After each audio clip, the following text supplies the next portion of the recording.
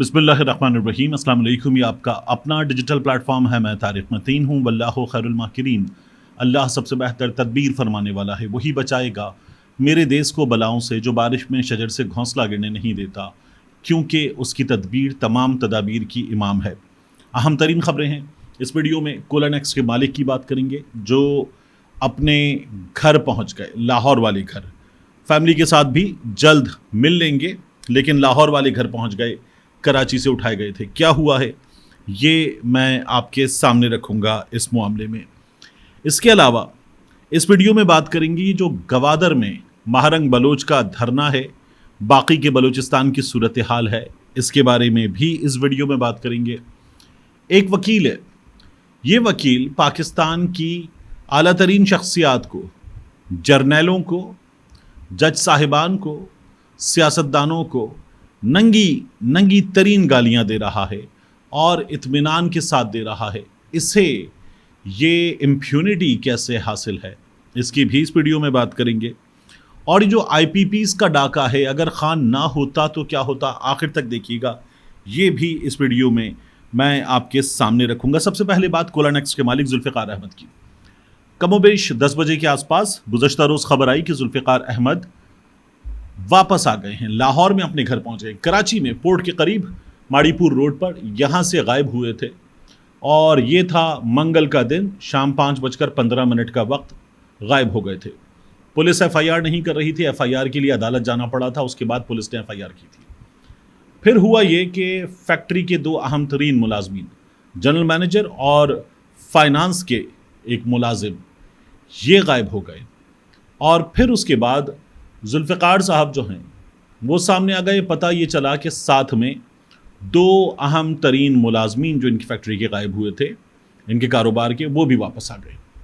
यहाँ तक मामला समझ लीजिए, रुक जाइए, फिर मैं मज़ीद इस पर बात करता हूँ। इससे पहले क्या हुआ था, ये खबर कि ये गायब हो गए हैं और पुलिस FIR नहीं काट रही, ये खबर भी नहीं चलाई जा रही थी। मैंने इससे पहले आपको कुछ चीज़ें बताई थी और कहा था कुछ चीज़ें मैं आपको नहीं बता सकता, अब मैं आपको कुछ और चीज़ें भी बता देता हूँ। हुआ क्या था, जुल्फ़िकार साहब गायब हुए और मुझे एक शख्सियत ने, जो उनकी फैमिली से नहीं है लेकिन फैमिली से मुसलसल कांटेक्ट में थी और एक ताल्लुक़ रखती हैं, उस शख्सियत ने, जिससे मेरा अपना ज़ाती ताल्लुक़ है, मुझसे रब्ता किया और मुझे बताया। उन्होंने मुझसे मदद भी तलब की। उन्होंने कहा कि मीडिया के कुछ बड़े नामों से वो रब्ता करना चाहते हैं और इस रब्ते के नतीजे में वो ये चाहते हैं कि उनकी खबर चल जाए, अच्छा है कि उनके ज़रिए चल जाए। उन्होंने 3 एंकर्स के नाम लिए और कहा कि इन तीनों एंकर्स से बात की जाए। तो उन्होंने ये नाम लिए और ये भी चाहा कि इन्हीं के चैनल्स पर ये खबरें चल जाएं। 2 8 बजे के प्राइम टाइम शो एंकर्स थे, एक रात 10 बजे के एंकर थे। मैंने क्या किया, मैंने सबसे पहले 8 बजे वाले दोनों एंकर्स को ज़ाती तौर पर फ़ोन किया, उनको बताया, उनको इस वाक़े का इल्म नहीं था और मैंने बताया कि ये आपके ज़रिए चल रहे हैं, चाह रहे हैं कि खबर चले। उन्होंने ये कहा कि खबर तो थ्रू प्रॉपर चैनल चलेगी, क्राइम रिपोर्टर खबर फाइल करेगा, फाइल करने के बाद बताएगा कि क्या वाक़या हुआ है, पुलिस ने FIR दर्ज की है या नहीं की, नहीं की तो क्यों नहीं की, फैमिली का मौक़िफ़ क्या है, अब तक इत्तलात क्या हैं। फिर उसके बाद मामला चूँकि बड़ा है तो हम भी इस पर अपना इनपुट चैनल पर भी दे सकते हैं, अपने प्रोग्राम में भी बात कर सकते हैं, ये इसका तरीक़ाकार होगा। ये 8 बजे वाले दोनों एंकर्स ने कहा और उन्होंने कहा हमारा इस सिलसिले में अभी नाम ना लीजिएगा। जो 10 बजे वाले एंकर हैं उनकी टीम से मेरी बात हुई, उन्होंने भी कमोवेश इसी तरह की बात की। फिर मैंने, और ये तीनों वो चैनल्स हैं, इनमें से 2 वो चैनल्स हैं कि जहां मैं काम कर चुका हूं। एक चैनल जो है उसमें मेरे बड़े अच्छे दोस्त मौजूद हैं और तीनों पाकिस्तान के सफ़े अव्वल के चैनल हैं। फिर मैंने न्यूज़ हेड्स से बात की, उनको ये तमाम चीज़ें बताईं, इसकी फुटेजेस, जो FIR के लिए दरख्वास्त दी गई थी वो, बाकी मालूमात, ये तमाम चीज़ें मैंने उनको भेजी और उनको बताया कि वाक़या हुआ है। उनमें से एक के इल्म में ये वाक़या था, एक के इल्म में ये वाक़या सिरे से था ही नहीं। और एक साहब जो थे उन्होंने कहा कि उन्हें इस बारे में कुछ पता है कि एक बड़ा बिजनेसमैन गायब हुआ है, मज़ीद नहीं मालूम, लेकिन ये ख़बर हम नहीं चलाएंगे। मैंने कहा क्यों? कहने लगे क्योंकि हमने ये सुना है कि इस सिलसिले में पुलिस FIR दर्ज नहीं कर रही। जो पुलिस की FIR दर्ज ना करने की वजह है वही हमारे खबर ना चलाने की वजह समझ लीजिए। उन्होंने ये बात मुझे बताई। اب اس کے بعد ہوا یہ کہ میں نے ایک چوتھے چینل پر ایک بہت ہی زبردست صحافی ہیں ان سے بات کی. انہوں نے فوری طور پر 9:39 40 منٹ کے آس پاس خبر چلا دی اور پھر پاکستان کے سبھی چینل پر، جب ایک چینل پہ خبر چل گئی تو سب پر خبر چل گئی. یہ اس واقعے میں ہوا تھا، سوشل میڈیا پر خبر آ گئی تھی. پھر آپ کے سامنے یہ ہے کہ یہ معاملہ پورے پاکستان میں وائرل ہو گیا تھا. تو اس سلسلے میں میں مسلسل کام کر رہا تھا اور میرے پاس یہ چیزیں بہت پہلے سے تھیں، لیکن میں نے یہاں یوٹیوب پر بھی آپ کو یہ چیزیں نہیں بتائی تھیں.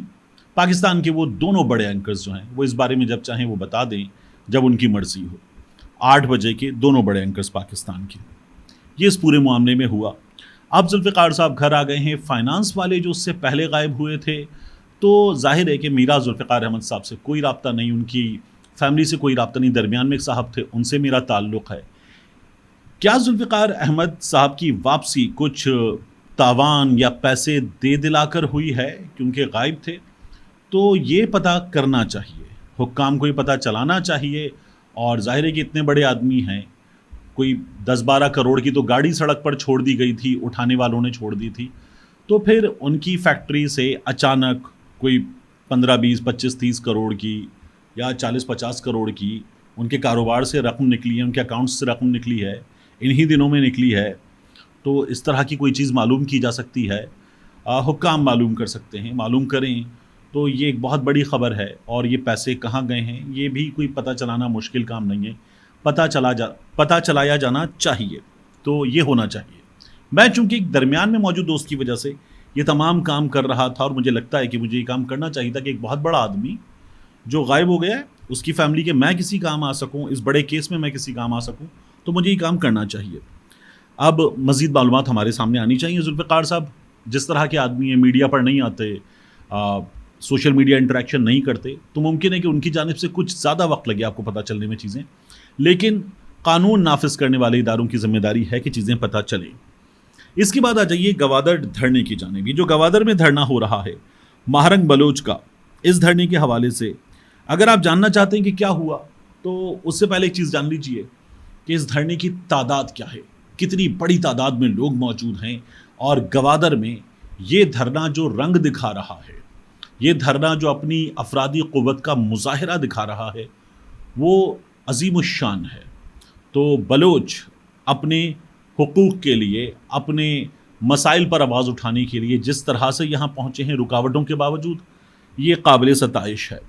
اس کے علاوہ پورے بلوچستان میں پرابلمز بھی ہوئی ہیں، لوگوں کو پرابلمز ہوئی ہیں کہ وہ اپنی آواز اٹھا سکیں. یہ بھی ماننے کی بات ہے.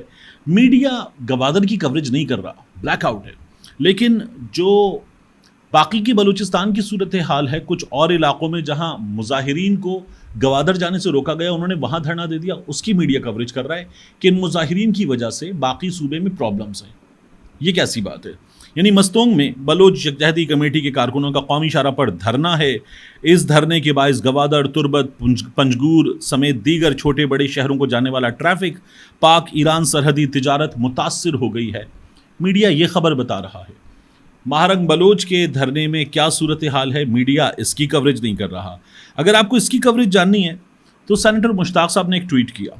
وہ کہتے ہیں بلوچ یکجہتی کمیٹی کی مکمل حمایت کرتا ہوں اور بشری حقوق کے لیے ان کی جمہوری جدوجہد کے ساتھ ہوں. بلوچ یکجہتی کمیٹی کی زیر اہتمام گوادر اجتماع جو کہ جبری گمشدگیوں، ماورائے عدالت قتل، جبری بے دخلیوں اور فوجی آپریشن کے خلاف کیا جا رہا ہے، اس میں شرکت کے لیے جانے والے لوگوں پر فورسز کا بدترین کریک ڈاؤن قابل مذمت ہے. بلوچستان کے مظلوم عوام کو ان کے پرامن حق احتجاج کو روکنے کے لیے فرنٹیئر کور ایف سی نے سیدھی گولیاں چلائی ہیں، جس میں متعدد افراد جاں بحق اور زخمی ہونے کی ویڈیوز آ رہی ہیں. بعض حوالوں سے یہ تعداد بڑی بتائی جا رہی ہے، بعض حوالوں سے کم بتائی جا رہی ہے، مصدقہ اطلاع نہیں ہے. مشتاق صاحب نے جو متعدد کی بات کی ہے، ابھی معلومات سامنے آنا باقی ہیں. آگے مشتاق صاحب کہتے ہیں الیکٹرانک میڈیا سینسرشپ یا بلیک آؤٹ اور روزنامہ انتخاب کی اشتہارات کی بندش اور اختلافی آوازوں کا گلا گھونٹنا آزادی صحافت کا قتل ہے. ریاست کی جبر کی پالیسی عوام کو پرامن جدوجہد سے تشدد کی طرف دھکیل رہی ہے. ہوش کے ناخن لو، مظلوموں پر ظلم بند کرو، بلوچستان کو اس کا حق دو. یہ سینیٹر مشتاق صاحب نے اس پوری صورتحال کو پینٹ کر کے آپ کے سامنے تصویر بنا کر رکھ دیا ہے. ایک تصویر ہمارے سامنے اور آئی، حامد میر صاحب نے ٹویٹ کیا. اور میر صاحب نے ٹویٹ کر کے ایک مجبور باپ، لاچار باپ، وہ کہہ رہا ہے کہ مجھے ایمبولینس کھڑی ہوئی ہے، وہاں پر وردی میں اہلکار ہیں، اور وہ کہہ رہے ہیں مجھے اپنے بیمار بچے کو لے جانے دو، اور وہ کہہ رہے ہیں کہ نہیں ہم نہیں لے جانے دے سکتے. تو وہ کہہ رہا ہے کہ کیسے روک سکتے؟ وہ کہہ رہے ہیں یہ آرڈر ہے، ہم وردی میں ہیں، ہم آرڈر ہے، ہم نہیں جانے دے سکتے. اور وہ اپنے بچے کی جان بچانے کے لیے ان سے گڑ گڑا کر التجائیں کر رہا ہے. اور میر صاحب جو ہیں وہ ٹویٹ کر کے بتاتے ہیں کہ یہ صورتحال افسوسناک ہے.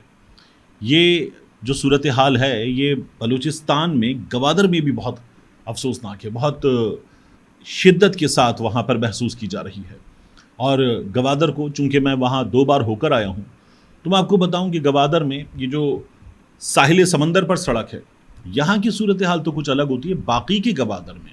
یعنی ایک وہ ایریا جہاں پر رہائشی حصہ ہے بڑا، اور اس کے علاوہ ایک وہ ایریا جو اس سے آگے جہاں وہ اسٹیڈیم بنا ہوا ہے اور اس سے آگے کا ایریا ہے، پھر وہاں کوہ بتیل یا کوہ باطل جسے کہتے ہیں اس سے آگے پھر صورتحال بالکل مختلف ہے. وہاں پھر نو گو ایریا والی صورتحال ہے عام عوام کے لیے، کیونکہ وہاں ہمارے جو دوست ممالک ہیں ان کے لوگ ہیں، وہاں پر کام ہو رہا ہے، پھر اس سے آگے پورٹ ہے، وہاں کی سیکیورٹی کے مسائل الگ ہیں، تو گوادر کے یہ بھی مسائل ہیں. اب گوادر میں اس جگہ جہاں پر مہارنگ بلوچ مظاہرین کو لے کر موجود ہیں، اس جگہ کے رنگ ہی الگ ہیں. تو یہ لوگ اپنے احتجاج پر، اپنے غم و غصے کے اظہار کے لیے، اپنے حقوق کے لیے نکلیں. ان سے کم از کم بات کی جائے، ان کی بات سنی جائے. یہ شہری ہیں پاکستان کے اور یہ کہتے ہیں کہ ہمیں ہمارے حقوق دیجیے، ہمیں اس سے زیادہ کچھ نہیں چاہیے. اگر آپ یہ روکیں گے تو پھر ہم اس سے زیادہ کی ڈیمانڈ کریں گے. تو ان کی بات سنی جانی چاہیے، اور ظاہر ہے کہ ریاست پاکستان کو سننی چاہیے ان کی بات، وزیر اعظم کو بھی، اور کوئی بھی وزیر اعظم ہو، پیپلز پارٹی کا ہو، نون لیگ کا ہو، پی ٹی آئی کا ہو، سب نے پہلے بھی آغاز حقوق بلوچستان کو پیکج، بلوچستان کا حق سب کیا ہے، لیکن بلوچستان کے لوگوں کو مطمئن اب تک یہ ریاست نہیں کر سکی ہے. تو یہ بلوچستان کی صورتحال ہے. اس کے علاوہ میاں داؤد، یہ میاں داؤد جو ہے وکیل ہمارے سامنے آیا، یہ اس شخص کا وکیل بنا جس نے عمران خان کی جان لینے کی کوشش کی، اس کا وکیل بنا. پھر یہ مظاہر علی نقوی، ان کے خلاف جو سپریم جوڈیشل کاؤنسل میں ریفرنس تھا، یہ اس میں وکیل تھا. پھر یہی میاں داؤد جو ہے یہ وکیل تھا اس موقع پر جب یہ جو 6 ججز نے خط لکھا، تو یہ کہہ رہا تھا کہ ان 6 ججز کے خلاف کارروائی ہونی چاہیے. اس کو ہم نے کچھ اور دیگر معاملات میں بھی وکیل دیکھا. اس میاں داؤد نے جو عمران خان صاحب کے لیے گالی بھی لکھتا ہے، باقی یہ بات کرتا ہے پاکستان تحریک انصاف والوں کے خلاف اور دیگر اس طرح کے لوگوں کے خلاف، اور ایک خاص اس کا ٹلٹ نظر آتا ہے. اس میاں داؤد نے یہ ٹویٹ کیا ہے. اب یہ جو ٹویٹ ہے اس کی اوپر کی لائن میں نے اسی لیے لکھا تھا تھمبنیل میں، بچے نہ دیکھیں.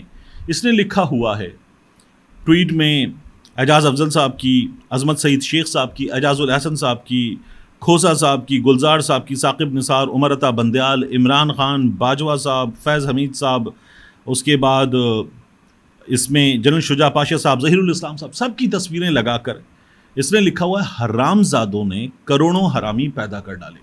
یہ میاں داؤد نے ٹویٹ کیا ہوا ہے. یہ اس طرح کی اور بھی چیزیں کرتا ہے. کیسے کر لیتا ہے یہ؟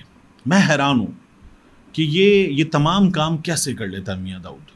یعنی اس ریاست میں اس سے پوچھنے والا کوئی نہیں ہے کہ تم سابق آرمی چیف کو، سابق chief D G S I کو، پاکستان کے سابق چیف جسٹس کو، سابق وزیر اعظم کو تم سوشل میڈیا پر آ کر اتنے اطمینان کے ساتھ گالیاں لکھ رہے ہو، اور اس وقت جو تمہارا ہمیں ٹلٹ نظر آ رہا ہے وہ ٹلٹ بالکل ایک خاص جانب اشارہ کر رہا ہے. یہ اتنے اطمینان کے ساتھ کیسے کر لیتا ہے؟ ہم نے تو بڑے بڑے صحافیوں کو ایف آئی اے کے نوٹس ہوتے ہوئے دیکھے. تو اس شخص سے کوئی پوچھنے والا نہیں ہے؟ اس شخص کو بھی کوئی ایف آئی اے والا نوٹس کرے، کوئی ادارہ نوٹس کرے، یا یہ چونکہ ایک خاص اسکول آف تھاٹ کا حامی ہے تو اس کو اجازت ہے؟ اجازت تو کسی کو بھی اس طرح کی زبان کے استعمال کی نہیں ہونی چاہیے. میں نے اس کو رپورٹ کیا، مجھے اس پر بھی افسوس ہے کہ میں نے یہ زبان رپورٹ کی ہے، لیکن بہرحال یہ کر رہا ہے، اس لیے میں نے آپ کے سامنے رکھا. اس کے بعد اسی طرح کے کچھ لوگ ہیں اور یہ صحافت کے ہیں. زیادہ عجیب و غریب بات ہے. نجم ولی خان، یہ خواجہ سعد رفیق کی وزارت ریلوے میں ڈی جی پی آر جو ہے ریلوے کا تعلقات عامہ کا جو شعبہ ہے اس میں نوکری کر رہے تھے. یہ کالم وغیرہ بھی لکھتے ہیں اور ایک پروگرام جو نیو نیوز کا لاہور اونلی چینل ہے وہاں پر پروگرام بھی کرتے ہیں. سٹی 42 پہ محسن نقوی کے چینل پہ بھی یہ پروگرام کرتے تھے، اخبار میں بھی کالم لکھتے ہیں.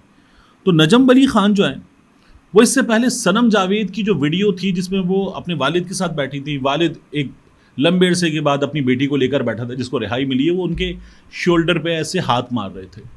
تو نجم ولی خان جیسے آدمی نے انتہائی غلیظ زبان استعمال کرتے ہوئے لکھا، کسی نے لکھا کہ یہ جو ہے وہ میاں علی اشفاق ہے. ان کو شٹ اپ کال دی گئی تو نجم ولی خان نے کہا چلیں مان لیا باپ ہے، لیکن باپ پبلک میں اپنی بچی کو ایسے کیسے ٹچ کر سکتا ہے؟ مطلب یہ لوگ اس طرح کے لوگ ہیں. پھر اسی نجم ولی خان نے یہ جو عروبہ کومل پاکستان تحریک انصاف کی، اس کے لیے لکھا عمران خان والی تصویر لگا کے، او مائی گاڈ یہ چوئی کی شکل والی 11 لاکھ جعلی اکاؤنٹس کا نیٹ ورک چلا رہی تھی، توبہ ہے. کچھ اور لوگوں نے بھی اسی طرح کی لینگویج استعمال کی. میں بڑا حیران ہوں کہ یہ نجم ولی خان پہلے کچھ خواتین کے بارے میں، پھر دیگر خواتین کے بارے میں انتہائی گھٹیا زبان اطمینان کے ساتھ استعمال کر لیتا ہے، جس طرح میاں داؤد کر لیتا ہے. تو یہ جو عظمہ بخاری صاحبہ ہیں، یہ اس کے بارے میں، یا رضی دادا کے بارے میں اس کے ساتھ سوتی ہے، برہنہ ہو کے ایسے کالا جادو کرتی ہے، یہ کرتی ہے، وہ کرتی ہے. اسی طرح کی ان کی کچھ اور حواری بھی ہیں، جائے نماز پہ بے لباس اور پتہ نہیں کون سا جادو اور کون سے ٹونے اور کیا کچھ. یہ لوگ یہ سب کچھ کر لیتے ہیں، ان سے کوئی پوچھنے والا نہیں ہے. وہ عظمہ بخاری صاحبہ جو عمر عادل کے خلاف، اور بالکل ٹھیک گئی ہیں، آپ لوگوں میں سے بعض لوگوں نے کہا تھا کہ نہیں عمر عادل کے خلاف بات نہ کریں، میں آپ کو عرض کروں کہ بالکل ٹھیک ہے، عمر عادل کو بھی روکنا چاہیے اور ان لوگوں کو بھی روکنا چاہیے. تو وہ عظمہ بخاری صاحبہ، کیا عورت صرف مریم نواز ہے؟ عزت صرف مریم نواز کی ہے؟ کیا ادھر نہیں جائیں گی کہ یہ لوگ کیسی زبان استعمال کر رہے ہیں، کس قدر غلیظ زبان استعمال کر رہے ہیں؟ اس کی بیوی کے ساتھ سوتا ہے، اس کی بیوی کے ساتھ سوتا ہے، اس کی بہن کے ساتھ. یہ زبان یہ لوگ استعمال کریں گے اور ان کو اجازت ہوگی، تو اس کو بھی روکنا چاہیے. آخر میں یہ جو آئی پی پیز کے ڈاکے کی بات ہو رہی ہے، آئی پی پیز کے کیس میں جان لیجیے کہ ہمارے ہاں بجلی کے مسائل پر قابو پانے کے لیے پہلی جو آئی پی پیز پالیسی تھی محترمہ بے نظیر بھٹو کے دنوں میں وہ آئی تھی. اچھا، محترمہ بے نظیر بھٹو کے دنوں میں آئی 94 میں. پیپلز پارٹی کی حکومت تھی، ہبکو اور غالباً کیپکو، کوٹ ادو پاور کمپنی، یہ اس وقت بنی تھی. پھر اس کے بعد دوسری پالیسی مشرف صاحب کے دنوں میں آئی تھی 2002-2004 کے برسوں میں، اور اس وقت جو ہے مزید اس پہ کام کیا گیا. ریاست نے سوورن گارنٹیز دی ہیں، بے نظیر بھٹو ہوئیں، مشرف صاحب ہوئے، میاں نواز شریف صاحب کے دنوں میں تیسری آئی پی پیز پالیسی آئی تھی. سوورن گارنٹی دی ہے ریاست نے کہ ہم آپ کے پیچھے کھڑے ہیں، آپ پیسے لگائیے، آپ کے خلاف کوئی عدالت نہیں جائے گا، کوئی قانون کچھ نہیں کرے گا، آپ انٹرنیشنل کورٹ میں جا سکیں گے اگر آپ کو کوئی مسائل ہوں گے انٹرنیشنل کورٹ میں. تو یہ ان لوگوں نے کیا تھا. اب میاں نواز شریف کے دنوں میں کیا ہوا، یہ رؤف کلاسا صاحب نے لکھا، آئی پی پیز کے 500 ارب روپے کے پہلے اسکینڈل کی بنیاد مسلم لیگ نواز کے تیسرے دور حکومت میں 2013-2014 میں رکھی گئی، جب وزیر خزانہ اسحاق ڈار کو وزیر خزانہ بنے ابھی 1 مہینہ بھی نہیں ہوا تھا. اسحاق ڈار نے ایک ہی دن میں 27 جون 2013 کو 480 ارب روپے کی بغیر آڈٹ کرائے ادائیگی کر دی تھی، حتیٰ کہ فوٹو کاپیز پر بنائے گئے بھاری بلز پر بھی اربوں روپے ادا کیے گئے. اس وقت کے قانون کے تحت ایسی ادائیگی کا چیک صرف اکاؤنٹنٹ جنرل کو جاری کرنا تھا، لیکن حیران کن طور پر اسٹیٹ بینک سے جاری کرایا گیا. لاہور میں سب آئی پی پیز کے بینک اکاؤنٹس میں پیسہ ایک ہی دن میں ٹرانسفر کر دیا گیا، تقریباً 500 ارب روپیہ. کلاسا صاحب کہتے ہیں کہ اس سٹوری پر بلند اختر رانا یا اختر بلند رانا، بلند اختر رانا تھا غالباً نام، تو آڈیٹر جنرل نے سخت رد عمل کا اظہار کیا کہ اسحاق ڈار نے غیر قانونی ادائیگیاں کی تھیں، اور پھر آڈیٹر جنرل کو ایک لمبی پلاننگ کر کے عہدے سے ہٹوا دیا گیا تھا. یہ اس وقت کی خبر تھی. اب آپ ایک اور چیز دیکھیے کہ آئی پی پیز کے معاملے میں محترمہ بے نظیر بھٹو، پرویز مشرف، میاں نواز شریف، ان لوگوں نے کیا کیا تھا. ان لوگوں نے آئی پی پیز سے طے کیا کہ ہم آپ کو دیں گے 15% ریٹرن ڈالر پہ، یعنی ڈالر 100 کا ہے تو آپ کو باقی چیزوں کے علاوہ 15 روپے منافع مل رہا ہوگا، اور آپ کو اگر ڈالر ہو جائے گا 300 کا تو پھر آپ کو کیا مل رہا ہوگا 15% پہ. اندازہ لگائیے. تو یہ سلسلہ بڑھتا چلا جا رہا تھا. کیپیسٹی پیمنٹ کا ایک پہاڑ تھا. عمران خان کی حکومت کے دنوں میں کیا ہوا، یہ آپ جو خبر دیکھ رہے ہیں یہ ہے جنوری 8 2002 کی، اور اس سے پہلے مذاکرات چل رہے تھے. جنوری میں آ کے یہ کنکلوڈ ہوئے تھے، یعنی 2021 میں یہ کام ہو رہا تھا. تو عمران خان کی حکومت نے، حماد اظہر نے، باقی لوگوں نے مل کر اس پر بڑا کام کیا. اور ہوا کیا تھا کہ عمران خان صاحب نے یہ کہا کہ یہ تو ڈالر بڑھتا رہے گا اور آپ لوگ پیسے کماتے چلے جائیں گے، تو یہ نہیں ہوگا. تو عمران خان صاحب کی حکومت نے ڈالر کا ریٹ فکس کر دیا 148 پر، اور ڈالر سے اس کے بعد ڈی لنک کر دیا. اب آپ ایک چیز دیکھیے کہ ڈالر بیچ میں گیا تھا 300 پلس پر بھی. ڈالر 300 پلس پر ہوتا یا آج کے 280 کے ریٹ پر ہوتا، باقی تمام فیکٹرز اپنی جگہ 280 کے ریٹ پر، میرا آپ کا بل کہاں جاتا؟ 148 پہ عمران خان نے لاک کر دیا ہے. اگر یہ نہ کیا ہوتا عمران خان نے تو پھر یہ جو، چلیے رزاق داؤد عمران خان صاحب کی اپنی حکومت میں تھے، رزاق داؤد کے، جہانگیر خان ترین کے، شریفوں کے، زرداری کے دوستوں کے، شریفوں کے دوستوں کے، نیم فوجی اداروں کے جو پاور پلانٹس ہیں، یہ کس طرح سے پیسے لے رہے ہوتے؟ یہ چینی پاور پلانٹس یہ کس طرح سے ہم سے پیسے لے رہے ہوتے؟ ہم میں سے جس کا بل آج 30,000 آ رہا ہے اس کا بل آ رہا ہوتا 60-70 ہزار. جس مڈل کلاس والے بندے کا بل 60-70 ہزار آ رہا ہے اس کا بل آ رہا ہوتا 1.5-2 لاکھ روپے، اور جس کا بل 1.5-2 لاکھ آتا ہے اس کا بل 4-4.5 لاکھ روپے آ رہا ہوتا ہے. کیا حالت ہوتی اس بندے کی. ملتے ہیں انشاءاللہ آپ سے اگلی ویڈیو میں.